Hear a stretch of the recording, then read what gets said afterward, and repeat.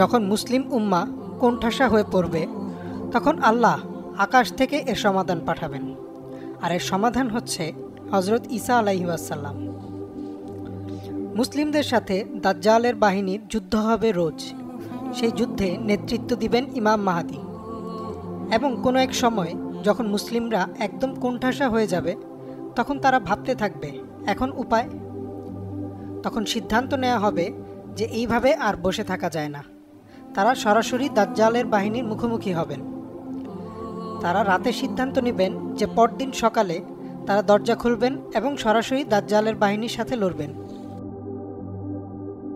পরদিন ফজরের আজান হবে, মুসলিমরা কাতার সোজা করবেন, ইকামাত হবে। ইমাম মাহদী তাকবীর দিয়ে নামাজ শুরু করার আগেই পুরো এলাকা অন্ধকারে ছেয়ে যাবে। হাদিসে বলা আছে তখন চারদিকে এতটাই অন্ধকার হবে যে একজন মানুষ তার নিজের হাতটি পর্যন্ত দেখতে পাবে না। তখন হযরত ঈসা আলাইহিস সালাম পৃথিবীতে ফেরত আসবেন। তিনি দুইজন ফেরেশতার কাঁধে ভর দিয়ে আসবেন। তার পরনে থাকবে হালকা হলুদ রঙের দুইটি কাপড়। তিনি দিমাশকের পূর্ব পাশের একটা সাদা মিনারের পাশেই নামবেন। এবং সুবহানাল্লাহ, বর্তমান সময়ে দিমাশকের পূর্ব পাশে একটা সাদা মিনার রয়েছে, যা মহানবী সাল্লাল্লাহু আলাইহি ওয়াসাল্লামের সময়ে ছিল না। যখন আবার আলো জ্বলে উঠবে মুসলিমরা দেখবে হযরত ঈসা আলাইহিস সালাম তাদের মাঝে চলে এসেছেন। তাকে দেখে মনে হবে তার চুল থেকে ফোঁটায় ফোঁটায় পানি পড়ছে। তিনি আসবেন, ফজরের নামাজের কাতারে দাঁড়াবেন।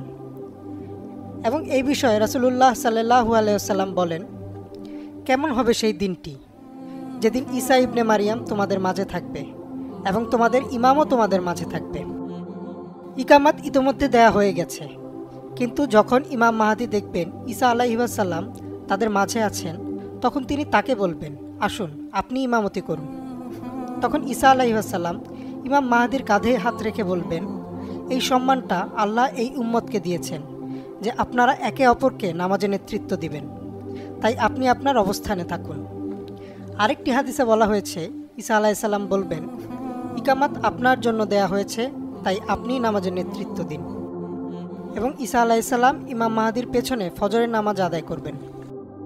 এইটা রাসূলুল্লাহ সাল্লাল্লাহু আলাইহি ওয়াসাল্লামের উম্মতের জন্য অনেক বড় একটা সম্মানের বিষয় যে আল্লাহর একজন নবী মহানবী সাল্লাল্লাহু আলাইহি ওয়াসাল্লামের একজন উম্মতের পেছনে দাঁড়িয়ে নামাজ আদায় করবেন। নামাজ শেষে ঈসা আলাইহিস সালাম বলবেন, দরজা খুলে দিন। তখন তারা দরজা খুলে দেবে। দূর থেকে দাজ্জাল দেখবে ঈসা আলাইহিস সালামকে।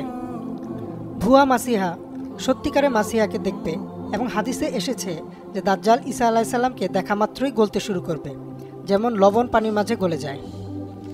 সে দৌড়ে পালানোর চেষ্টা করবে এবং ঈসা আলাইহিস সালাম তার পিছু নেবেন।